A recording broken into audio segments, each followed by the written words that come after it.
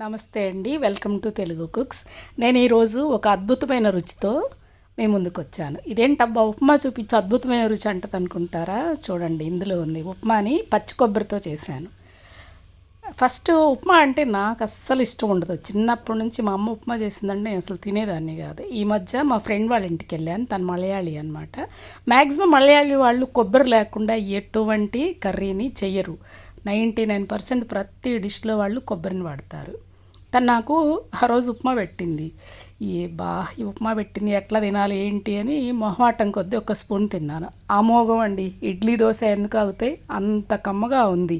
మొత్తం ప్లేట్ మొత్తం లాగిచ్చేసాను. వెంటనే ఆత్రం పట్టలేక ఎట్లా చేసావు ఏంటి చెప్పవా అని అంటే తను ఆ రెసిపీ చెప్పింది. వెంటనే వచ్చి ఆ రుచి మీ అందరికీ చూపించాలని నేను ట్రై చేశాను. చాలా చాలా టేస్టీగా ఉంది. ఉప్మా తినని వాళ్ళు కూడా మళ్ళీ మళ్ళీ ఉప్మా అడిగి చేయించుకొని మరీ తింటారు ఇంట్లో. ఒక్కసారి ఇది కనుక మీ ఇంట్లో తయారు చేసి రుచి చూపించారంటే నిజంగా అండి ఎక్సలెంట్ టేస్ట్. ఎంత బాగుందంటే ఆ పచ్చి కొబ్బరి కలిపితే అంత టేస్ట్ ఎట్లా వచ్చిందో నాకైతే అసలు అర్థం కాలేదు. చాలా చాలా బాగుంది. తప్పకుండా మీరు కూడా ట్రై చేయండి. ఈ ఉప్మా చేయటం చాలా ఈజీ అండి. చాలా ఫాస్ట్గా కూడా అయిపోతుంది అనమాట. ఇన్స్టెంట్గా అప్పటికప్పుడు మనం టిఫిన్గా కింద చేసుకోవచ్చు. ముందుగా ఒక బాండీ తీసుకొని ఒక స్పూన్ నెయ్యి వేసి అందులో 1 కప్పు ఉప్మా రవ్వని లేదా బొంబాయి రవ్వని వేసి బాగా మంచి అరోమా వచ్చే వరకు వేయించుకోండి. పక్కన తీసేసేయండి. ఒక కప్పులో తీసుకొని కొంచెం వేడి చల్లారనివ్వండి. చూసారా, ఇది మంచి స్మెల్ వచ్చే వరకు వేయించాలి. ఎక్కువ మాడకూడదు. ఫ్లేమ్ని సిమ్లో పెట్టుకొని వేయించుకోండి. కొంచెం టైం పడుతుంది, కాకపోతే టేస్ట్ మాత్రం బాగుంటుంది అనమాట ఆ విధంగా వేగితే. ఇప్పుడు అదే బాండీలో ఇంకొంచెం ఆయిల్గా అంటే 2 స్పూన్లు వేసుకోండి. 2 స్పూన్ల ఆయిల్, 1 స్పూన్ నెయ్యి వేయండి.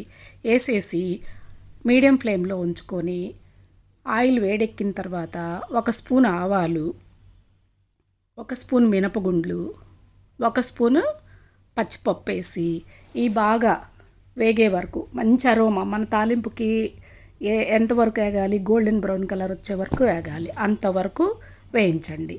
చూసారా, ఈ వేగగానే ఒక మంచి అరోమా వస్తుంది.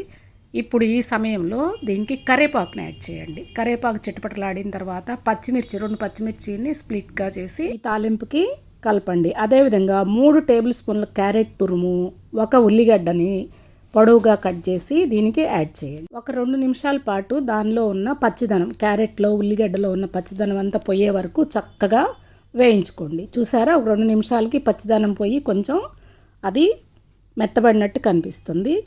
ఈ సమయంలో దీనికి 1 కప్పు పచ్చి కొబ్బరిని తురుముకొని యాడ్ చేయండి. క్యారెట్, ఆనియన్ తాలింపు ఫ్లేవర్ అంతా ఈ పచ్చి కొబ్బరికి పట్టేటట్లు మొత్తం అంతా కలయి తిప్పేసి 1 నిమిషం పాటు మన కొబ్బరిని కూడా వేగనివ్వండి. చూసారా, 1 నిమిషం పాటు వేగిన తర్వాత ఎలా తయారైందో. బాగా క్రంచీగా అయ్యేటట్టయితే వేయించకూడదండి. కొంచెం 1 నిమిషం అలా వేయించితే సరిపోతుంది. ఇందులో ఇప్పుడు మనం వాటర్ని యాడ్ చేయాలి.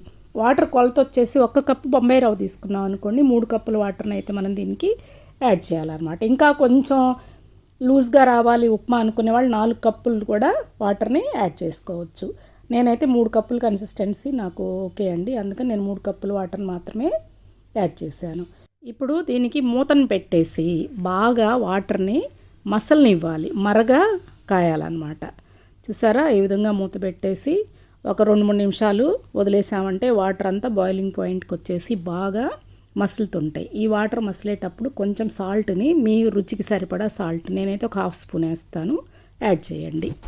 యాడ్ చేసేసి దీనికి మనం వేయించి పెట్టుకున్నటువంటి ఉప్మా రవ్వ ఉంటుంది కదా, అది కొంచెం కొంచెం వేసుకొని వాటర్ అంతా స్ప్రెడ్ చేయండి. కొంచెం వేయండి, దాన్ని వాటర్ అంతా స్ప్రెడ్ చేయండి. ఒకేసారి వేసి కలిపారంటే అది ఉండలుగా ఫామ్ అవుతుంది మన ఉప్మా. అలా కాకుండా మంచి కన్సిస్టెన్సీ బాగుండాలంటే కొంచెం అలా చల్లినట్టనండి దాన్ని మొత్తం వాటర్లో తిప్పేసేయండి. అలా మన రవ్వ అయిపోయే వరకు ఈ విధంగా చేస్తూనే ఉండండి.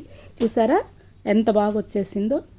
చూడండి, ఈ విధంగా ఆ రవ్వ ఆ వాటర్లో బాగా ఉడికే వరకు, వాటర్ కొంచెం ఇంకిపోయి మన ఉప్మా కొంచెం కన్సిస్టెన్సీ దగ్గర అయ్యే వరకు చూసుకొని మనం స్టవ్ కట్టేసుకోవటమే. అంతే, మన కొబ్బరి ఉప్మా రెడీ అయిపోయింది. దీంట్లోకి పల్లీ చట్నీ కానీ, కారం కానీ, లేదంటే అదే కారపొడి, కారం అంటే, లేదంటే చిన్నపిల్లలకైతే షుగర్ కొంచెం వేసి కూడా పెట్టొచ్చు అనమాట.